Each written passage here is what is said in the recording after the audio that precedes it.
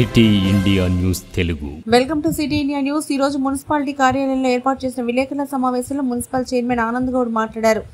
మన రాష్ట్ర ముఖ్యమంత్రి రేవంత్ రెడ్డి తెలంగాణ ప్రజలకు భారీగా 90% రాయితీని ఇవ్వాలని నిర్ణయించి సర్క్యులర్ జారీ చేసిందని మహబూబ్ నగర్ ప్రజలకు తెలియజేసినట్లుగా ఆనంద్ గౌడ్ తెలిపారు. మహబూబ్ నగర్లో 2023-24 సంవత్సరాలకు సంబంధించి పెద్ద సంఖ్యలో ఇంటి పన్ను చెల్లింపులు పెండింగ్లో ఉన్నాయని, ఇలాంటి పరిస్థితుల్లో ముఖ్యమంత్రి రేవంత్ రెడ్డి ఇలాంటి పెద్ద రాయితీని ప్రకటించడం సంతోషకరమని ఆనంద్ గౌడ్ అన్నారు. మహబూబ్ నగర్ ప్రజలు ఈ సువర్ణ అవకాశాన్ని సద్వినియోగం చేసుకోవాలని విజ్ఞప్తి చేశారు. మహబూబ్ నగర్ పట్టణ ప్రజలకు తెలియజేయనిదేమనగా, తెలంగాణ రాష్ట్ర ప్రభుత్వం, రాష్ట్ర ముఖ్యమంత్రి వర్యులు రేవంత్ రెడ్డి గారు ఈ ఆస్తి పన్ను బకాయిపై 2023 వరకు ఆస్తి పన్ను బకాయిపై చాలా భారం అవుతుందని చెప్పి ఒక మంచి నిర్ణయం తీసుకోవడం జరిగింది. ప్రజలపై ఉన్న ఇదితో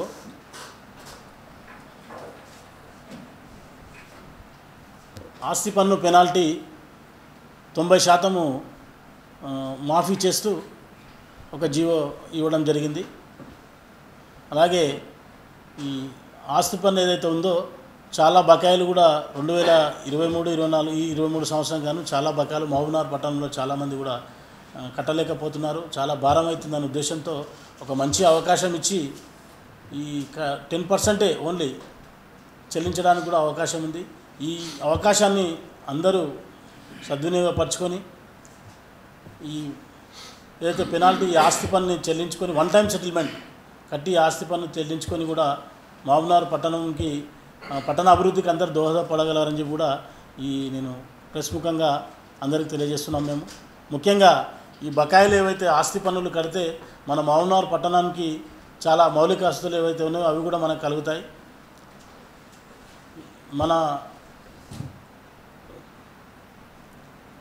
ముఖ్యమంత్రి వాళ్ళు ప్రజలను అందరినీ ఉద్దేశించుకొని ఈ అవకాశం కలిగించినందుకు మరొకసారి వారికి ధన్యవాదాలు. వారికి మరియు సీఎం రేవంత్ రెడ్డి గారికి, అలాగే ఎమ్మెల్యే ఎన్ఎం శ్రీనివాసరెడ్డి గారికి ప్రత్యేక ధన్యవాదాలు తెలియజేస్తుంది. మహబూబ్నగర్ మున్సిపాలిటీ ప్రజల తరఫున ప్రత్యేక ధన్యవాదాలు తెలియజేస్తున్నాం.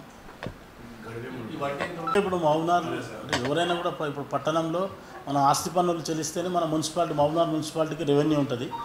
ఆ రెవెన్యూ ద్వారా మళ్ళీ తిరిగి ఏం చేస్తామంటే వాళ్ళకి అవసరం అంటే ఇలాంటివి ఇప్పుడు మౌలిక వసతులు ఏవైతే రోడ్స్ కానీ డ్రైన్స్ కానీ ఎలాంటి సదుపాయాలు ఏమన్నా కూడా మనం చేసుకోవడానికి కూడా అభివృద్ధి చేసుకోవడానికి కూడా మనకు అవకాశం ఉంటుంది. 30 లక్షలు మనకు నష్టం సరే అంటే గొప్ప అవకాశం ప్రభుత్వం కల్పించింది కదా, దీని మీద ప్రజలకు విస్తృతంగా అవగాహన కల్పించి మున్సిపాలిటీ పరంగా ఏమైనా ప్రచార కార్యక్రమాలు ఏం లేదు, పాంప్లెంట్స్ తయారు చేయించినాం. అక్కడక్కడ వాల్ పోస్టర్స్ అవి కూడా అతికించి కొంత అది కూడా ఒకటి వీలైతే ఒక టామ్ చేయించడానికి ఏంటి ఒకటి ఆటో పెట్టించి కూడా దాని ద్వారా టామ్ చేయించి మొత్తం లౌడ్ స్పీకర్స్ పెట్టించి కూడా చేయిస్తాం. దాన్ని కూడా అందరికి కూడా అంటే ఎవరికి ఐడియా అవగాహన లేకుంటే అవగాహన కలగడానికి ఖచ్చితంగా ఇవి అంటిస్తాం. మార్చి 31 వరకు ఈ అవకాశం ఉంటుంది. 54 ఎంత ఉంది డ్యూస్ మొత్తం ఎంత టోటల్ డ్యూస్ 35 crores 35 కోట్ల రూపాయలు బకాయి ఉంది ఇప్పటికి ఆస్తి పన్ను పెనాల్టీతో కలిపి 35 కోట్ల రూపాయలు బకాయి ఉంది. అంటే దానికి సంబంధించిన సిబ్బందిని కానీ వాళ్ళకి సంబంధించిన అందరూ కూడా అధికారులు బిల్ కలెక్టర్స్ అనుకో వాళ్ళ ఆర్ఐలు అందరూ వాళ్ళు చూసి రెవెన్యూ విభాగం చూసుకుంటుంది. కానీ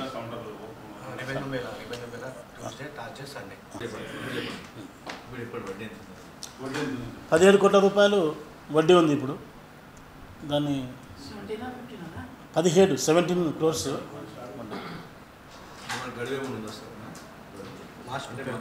మార్చి 31 వరకు కట్టుకోవచ్చు.